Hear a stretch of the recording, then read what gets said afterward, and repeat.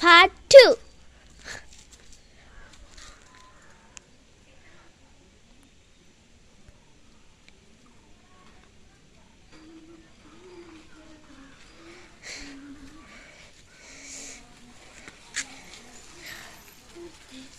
දැක්කද කොහොමද ආවේ කියලා?